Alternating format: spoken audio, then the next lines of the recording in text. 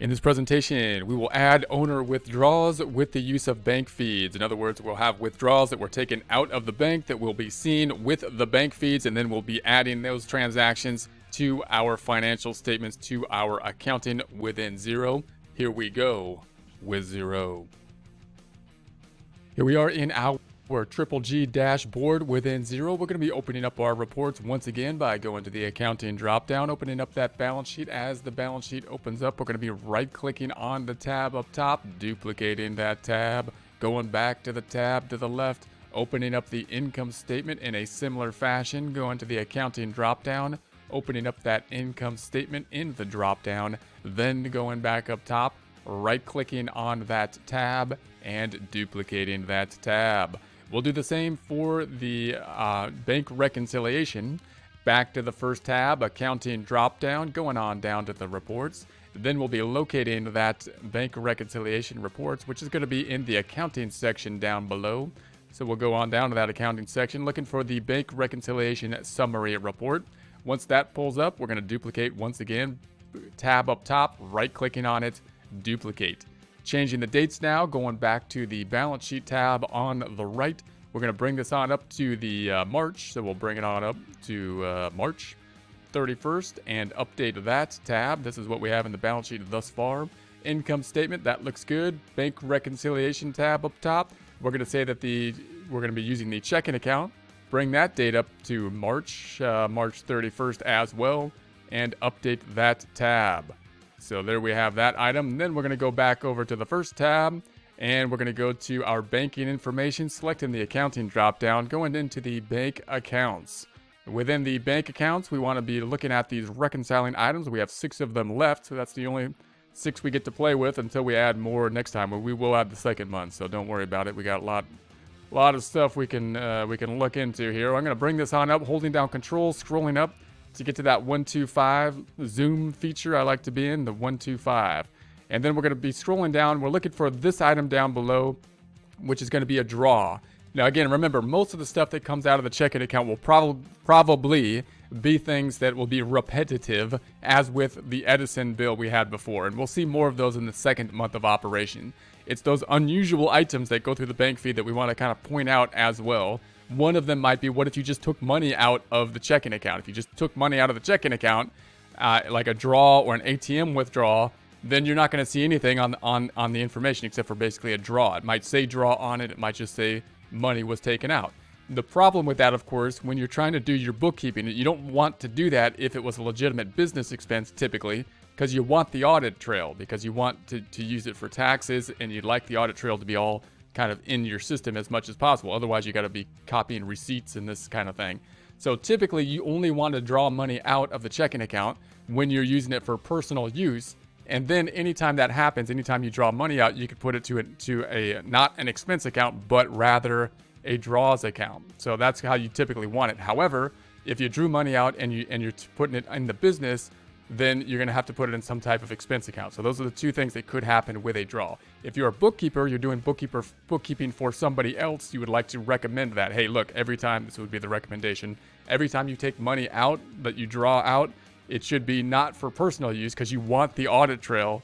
I mean, not for business use because you want the audit trail if it's a business use. You should only do that for personal items.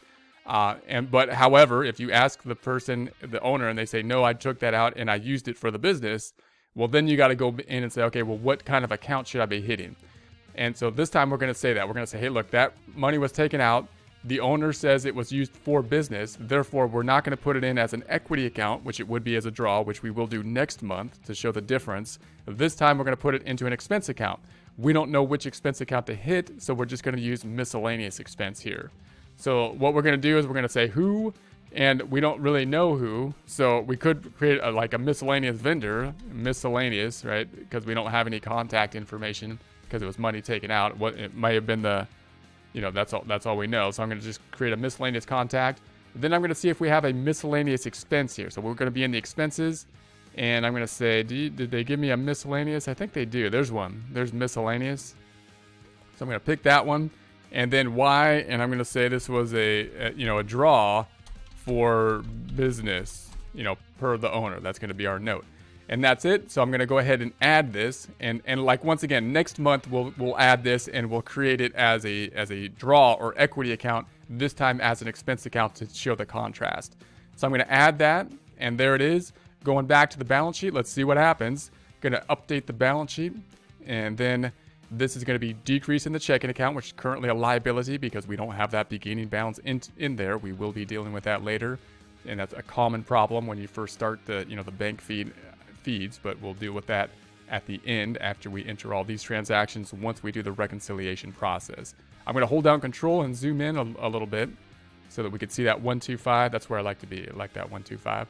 And then we see the spend. There it is. There's the $80. Notice again, all of these are money going out, or all the ones that are money going out are basically a spend money type of form. That's all we've done is the money going out. We'll talk about deposits later.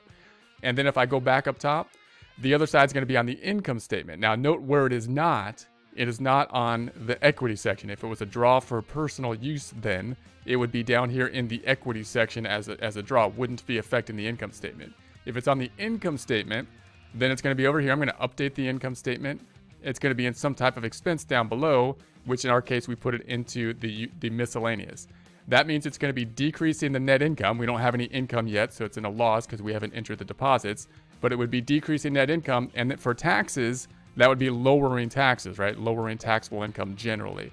That's why, if you're doing this mainly for tax purposes, you got to be careful with those items that are draws versus, business, business versus professionals, right? Business versus personal. So if it was a personal draw, it should be on the balance sheet and therefore not decreasing this amount. If it was for business, you want to put it here, which would be like a deduction for taxes oftentimes. But if you get questioned about it by the IRS, you don't have an audit trail because it was taken out by just cash coming out. You need the receipts then to support this line item. Whereas if you have an electronic transfer or a check or something like that, you would have an audit trail. So you want the audit trail for taxes for the things that you spend money on because those are deductions. You would like to have an audit trail and therefore not be spending cash for those legitimate deductions. So just a reminder, just a pointer. And then if we go back to the reconciliation, what's going to happen on the reconciliation when we update this amount right here, this 51,618, will then change to what's on the balance sheet. It's going to change to what's on the balance sheet, which is the 51,698. So that's going to change to 51,698, and this amount of the $80 is going to disappear. So let's go ahead and update that.